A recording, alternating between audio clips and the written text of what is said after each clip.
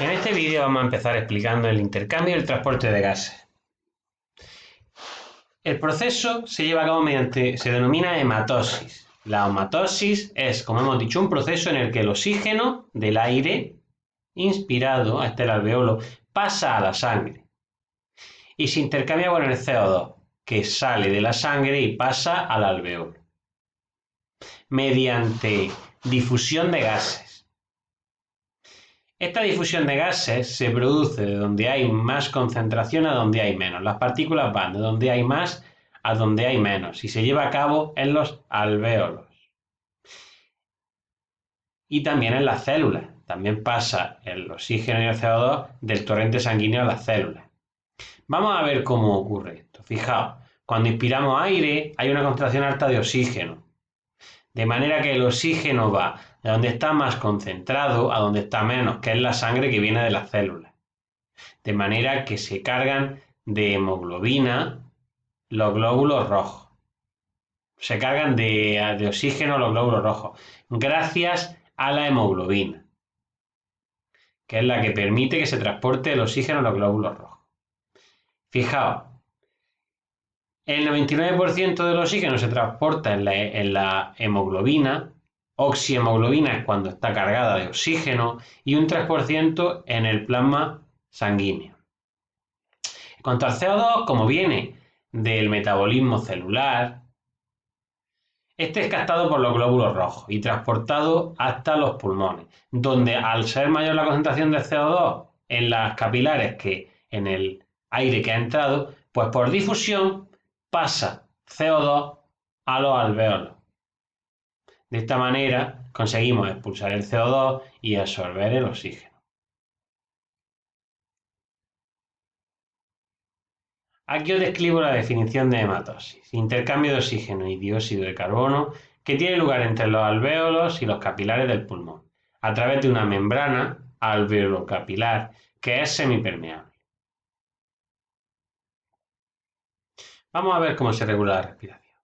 El sistema nervioso ajusta el ritmo en el que tenemos que producir las ventilaciones, o se producen las ventilaciones de los alvéolos, ajustado a las necesidades del cuerpo, de manera que la presión sanguínea del oxígeno y de dióxido de carbono se mantiene normalmente constante.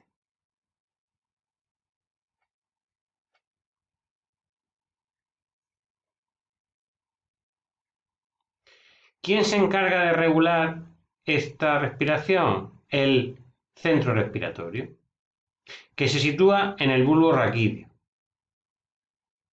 y está compuesto por neuronas que reciben la información de unos receptores que están en los pulmones y en la pleura.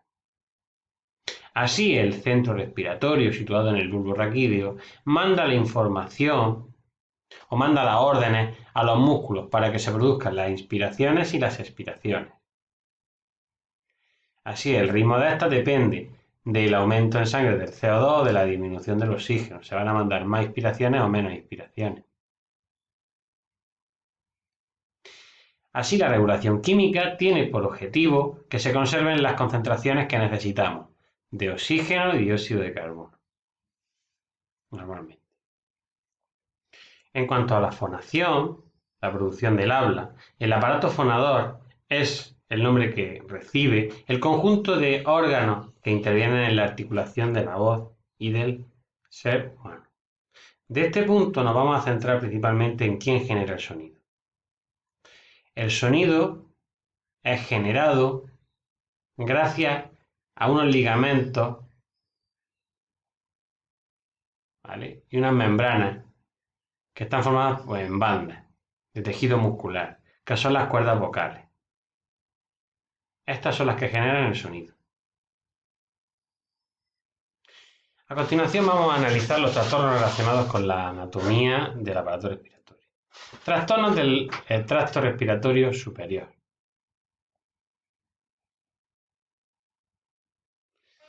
Primero tenemos infecciones. Infecciones de las vías respiratorias superiores. Estas pueden ser rinitis, faringitis y laringitis. La rinitis es la inflamación de la mucosa de la cavidad nasal. La faringitis es la inflamación de la faringe o faringea. Y la laringitis es la inflamación de la laringe. Por otro lado, tenemos afecciones del tracto respiratorio superior que pueden generar algunas, porque pueden agravarse en el tracto respiratorio inferior. Estas infecciones pueden agravar las del tracto respiratorio inferior. Y además también pueden afectar a la vida. En cuanto a las alteraciones anatómicas, tenemos las siguientes. Tabique desviado. Se trata de una desviación del tabique debido a una malformación o a un traumatismo. Y puede permitir o puede hacer que no se tome aire suficiente, que se dificulte la toma de aire.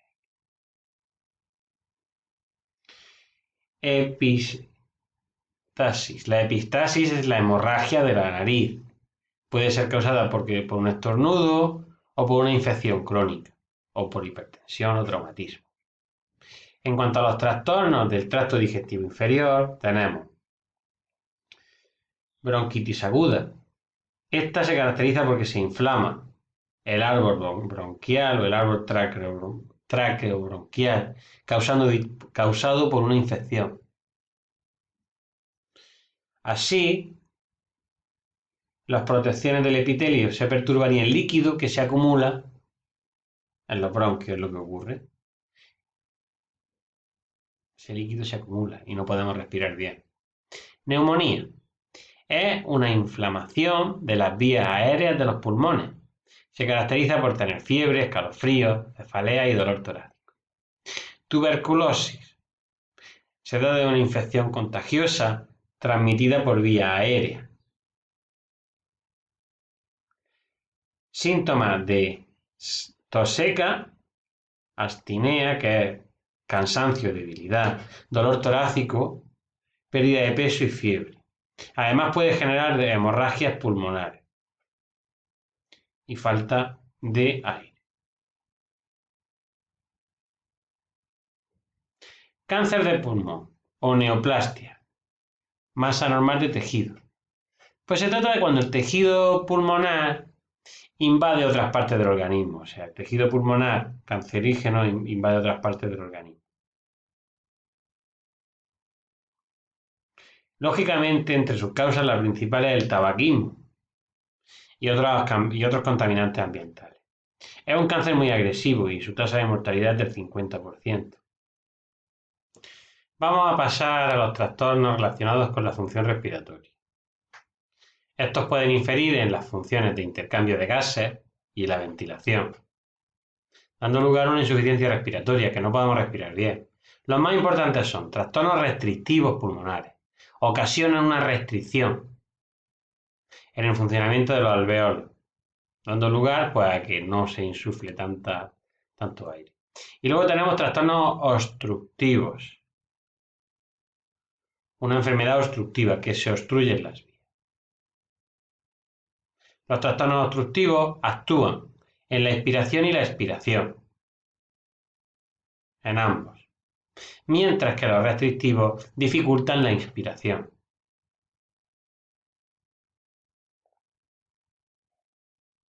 Los trastornos restrictivos lo que hacen es impedir que se tome suficiente aire, o sea, alteran el volumen y las capacidades pulmonares en la inspiración. ¿Qué factores influyen en estos? Pues lo primero, la fibrosis pulmonar, que esta deriva en que se sustituye tejido pulmonar por tejido cicatrizante, debido a la exposición de tóxicos, polvos de carbón y otros contaminantes. Fijaos cómo quedaría el pulmón. Se ha sustituido por otro tejido. También tenemos enfermedades inmunológicas como un pulmón reumatoide. La obesidad también influye y luego trastornos metabólicos como la uremia, acumulación de desechos en la sangre. También la restricción puede deberse al dolor que acompaña a una inflamación de la pleura o a lesiones como la contusión costal o una fractura costal de la costilla o del. En cuanto a los trastornos obstructivos, la obstrucción de las vías aéreas se debe principalmente uno de los factores más importantes es el humo del tabaco, el humo del cigarrillo. Y también hay otros contaminantes que pueden desencadenar pues, que se estrechen los bronquios. Así se crea una enfermedad pulmonar obstructiva crónica o EPOC, que se trata de una obstrucción que progresivamente va reduciendo el flujo de aire expirado y además de ello es irreversible. Los principales trastornos de este tipo son la bronquitis. Esta produce excesivas secreciones que obstruyen el flujo aéreo. El asma, que se caracteriza porque se dan espasmos recurrentes de la musculatura de la pared bronquial, de manera que se estrecha la vía y dificulta la respiración. Y el efisema, que lo que ocurre es que se degradan los alvéolos y se destruyen, de manera que no hay lugar donde se produzca intercambio de gases, se reduce el intercambio de gases. El efisema está comprobado que el tabaquismo lo genera en gran medida. También tóxicos, enfermedades causadas por hongos, bacterias o exposición continuada al polvo, como por ejemplo la silicosis.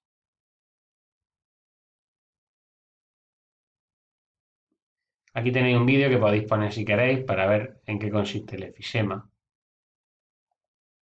Un enfisema pulmonar se produce cuando los alvéolos de los pulmones se destruyen gradualmente, lo que provoca tener cada vez más dificultad para respirar. El enfisema y la bronquitis crónica son las dos condiciones más comunes que componen la enfermedad pulmonar obstructiva crónica o EPOC. En cuanto a los trastornos del aparato fonador, estos lo que hacen es afectar principalmente a las cuerdas vocales, lo que genera disfonía o alteración de la voz. Y se encarga de curarlo, digamos, el otorrinolaringólogo. Dentro de las enfermedades del aparato fonador, las más importantes son, la primera, los nódulos vocales. Son lesiones orgánicas que causan disfonía.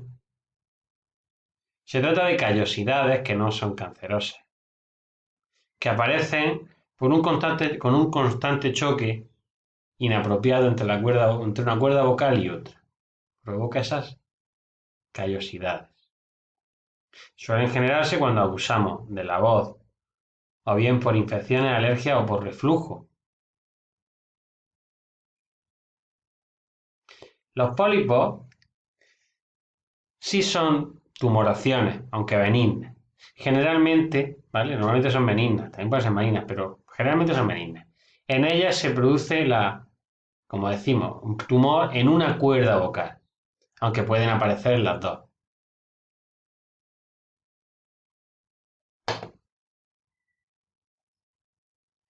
Luego tenemos el cáncer de laringe, que se relaciona con el consumo de tabaco y alcohol.